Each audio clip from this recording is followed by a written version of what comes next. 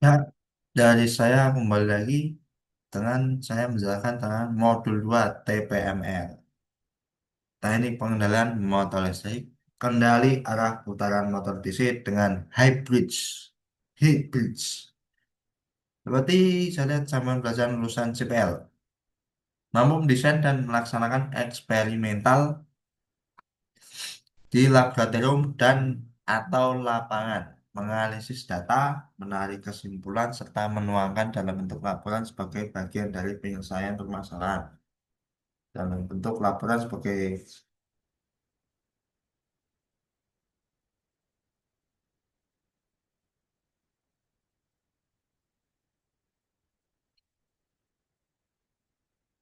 bagian dari penyelesaian permasalahan dan diri yang kompleks. Mampu menerapkan metode dan teknologi terkini dengan terampil dalam melaksanakan pekerjaan yang berhubungan dengan sistem tenaga listrik, elektronika, dan komputer baik secara mandiri atau dalam tim. Capaian pembelajaran mata kuliah. Ini sering dibahas oleh dosen-dosen, ya, tuh, kalangan formalitas ya, atau analisis kinerja, pengenalan dosen listrik. Mampu menyesuaikan diri dengan teknologi canggih terkini dalam kerjaannya terkait pengendalian mesin listrik. Mampu mendesain baru salah satu sistem pengendalian mesin listrik baik dengan software maupun hardware. Subcapaian mampu melaksanakan eksperimen penggunaan komponen saklar elektronika daya sebagai kendali mesin listrik di laboratorium. Mampu merancang dan menyelesaikan kendali listrik di mesin listrik tertentu. Dengan tujuan dapat mengisi kendali arah putar motor DC, mampu membuat rangkaian hybrid sederhana, nah itu menganalisis dan melakukan teori yang ada di perkuliahan. Nah, alat-alat yang sering digunakan itu seperti ini, transistor. Transistor itu ya itu resistor 330 ohm, ada berbagai macam, ya tapi kita kenal 330 ohm. Dioda IN 407, potensiometer, push button, motor DC jangan lupa, kabel jumper dan project board. Dasar teori. Cara umum, hybrid merupakan rangkaian yang cukup sederhana yang disusun oleh empat elemen switching pengganti arah dengan empat elemen dengan dan berupa motor DC di tengah dan membentuk membentuk huruf H. Bisa kita lihat dari A side dengan switchingnya dan B2 switching, B side dan 3 dan I4-nya switching keempat. Ya, ini sebenarnya lebih seperti itu. Elemen switching bisa kita jelaskan Q1, Q2, Q3 dan Q4 menggunakan transistor jenis bipolar khusus untuk praktikum ini.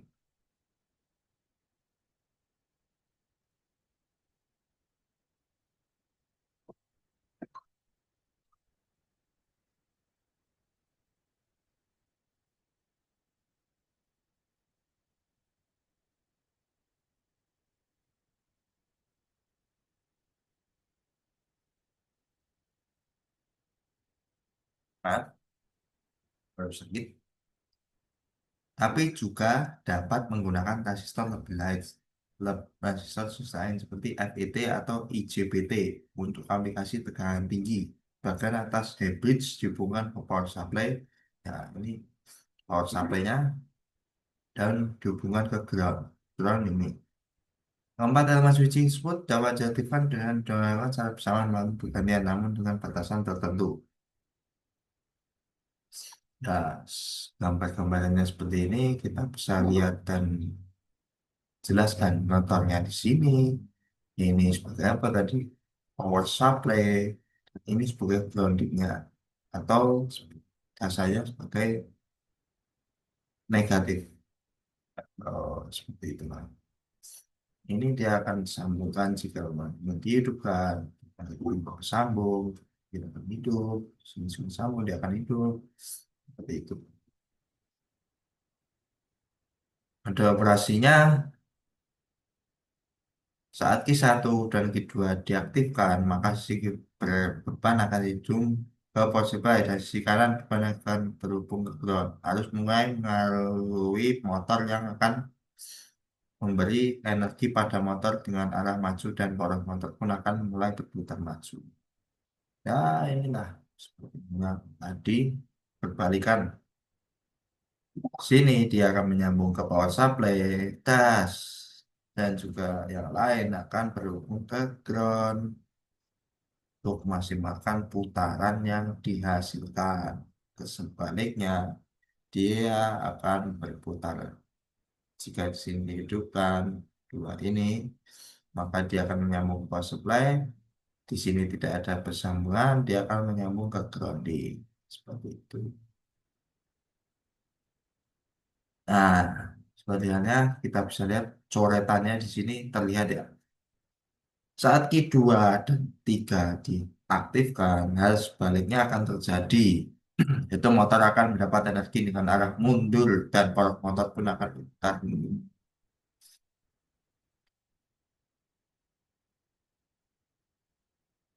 Nah, ini untuk penyambungan Q2 dan Q3. Tes. Dia juga akan sini dari power supply. Ya, maaf, mungkin gambarnya juga keliru ya. Atau dari atasan. Ya, bisa kita lihat dia kurang lebih saya jelaskan tadi untuk pergerakannya. Ah, untuk Q2 diaktifkan kemudian motor akan berjalan ke tepian yang mundur, berputar mundur. Ya, Q2. Oh, ini yang gambar tadi untuk ini, yang atas tadi untuk ini, Q1 dan Q2, Q4. Maaf. Jadi bergantian lah, walaupun kamu menghidupkan satu dengan yang lain, tapi tetap akan bergantian untuk mengambil grounding dan power supply. Ya. Nah, pada rangkaian hybrid ini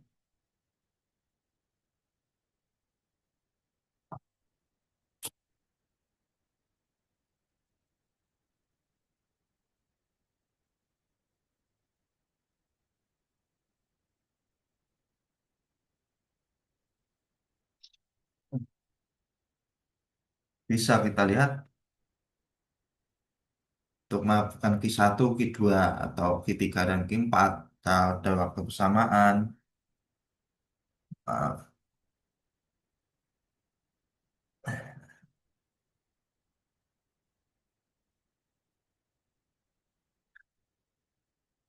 Maka akan terjadi VCC, short circuit, karena VCC terhubung singkat dengan ground dan menyebabkan kerusakan pada rangkaian. Seperti halnya jika memang bukan programnya, dia akan tidak mampu untuk menerima tegangan arus yang diberikan dari semua tombol yang ditekan. Ini ada 4 tombol.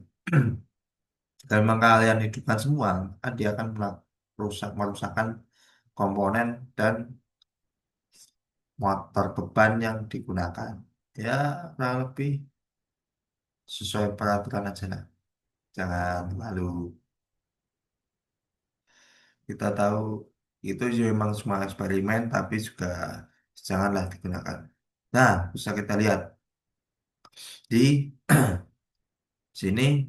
Nah, jika memang kalian hidupkan, maka dia akan melakukan ini dan ada tanda asam, di mana dia bisa short atau dari sambungannya itu tidak mampu atau tidak kuat dalam penyambungan dalam penerimaan arus yang diberikan ke grounding juga motor. Maka dia akan short di bagian sini, bagian sini dan sini. Ya, kita bisa lihat untuk persoalan pertama itu di motor DC. Ini sebagai arusnya, transport, power supply, dan juga groundingnya. Nah, terus kurang lebih hampir sama yang tadi. Dia ini bisa pengatur arusnya, dengan resistornya, untuk ke motor DC. Dan lebih jelasnya untuk resistor itu juga sebagai penghambat arus. tapi juga memang arusnya lebih tinggi, dia akan merusak resistornya untuk menjaga alirannya agar tidak menyebar luas atau mengenai area sekitar. Jangan merusak sistem di sini. Das. Nah, ini untuk tugasnya modul di percobaan kedua itu seperti ini. Nanti akan diperjelaskan seperti sini di praktikum. Nah, dia menggunakan forward untuk tembus baliknya forward dan reverse. Dan di sini kita bisa lihat seperti menggunakan matching dengan TPSS TP305 dan IP055. Di sini sama ya, TP dan juga diodanya D1, D2, D3, D4. Dan ini untuk menghubung arusnya motor DC. Dan ini untuk arus 12 volt. Ini untuk ke sambungan ke motor DC. Ya, kurang lebih seperti LST.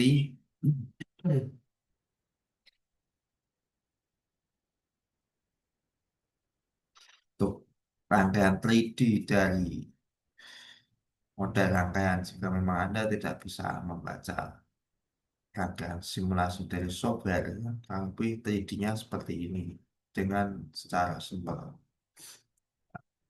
Mungkin bisa lihat tadi tuh di resistornya kita menggunakan 220 volt. Ya, ini cukup untuk tegangan di rumah kita, di mana kurang lebih kita dialiri listrik di 220 volt.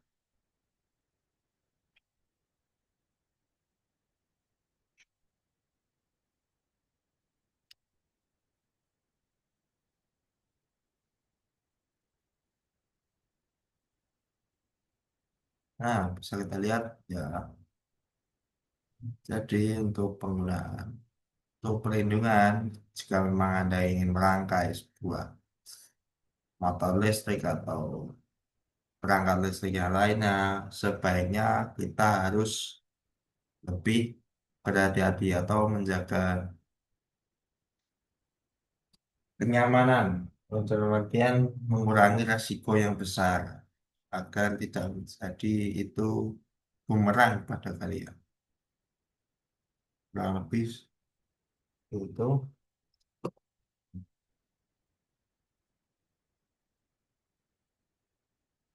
ya menjadi bumerang karena juga energi listrik kan juga tegangan tidak terlihat. Untuk listriknya itu untuk kecil, walaupun kecil bisa mematikan kita karena kita itu sebagai ground, tidak ada sebagai penyalur arus juga bisa, tapi langkah baiknya seperti kita harus menetapi K3.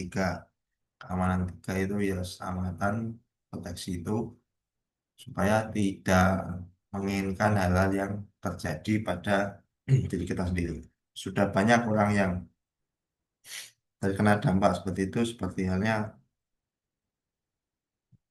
terkena badan itu ya rusak atau kena tekanan tinggi seperti orang-orang yang di PLN seperti itu. Ya, kita mengurangilah dan mengikuti prosedur yang sudah disediakan. Itu sebagai kunci untuk semuanya. Berarti mungkin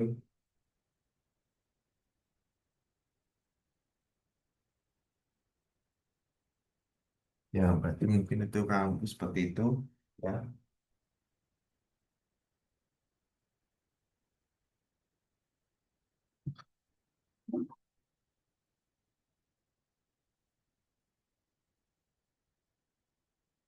Ya cukup sekian dari saya. Mungkin jika ada pertanyaan atau mungkin bisa jelaskan secara rinci dari asisten laborat. Saya hanya menyampaikan dasar-dasarnya lah, tidak mencontohkan di hardware nanti. Mungkin seperti itu. Cukup sekian dari saya. Jika ada salah kata, saya mohon maaf. Wassalamualaikum warahmatullahi wabarakatuh.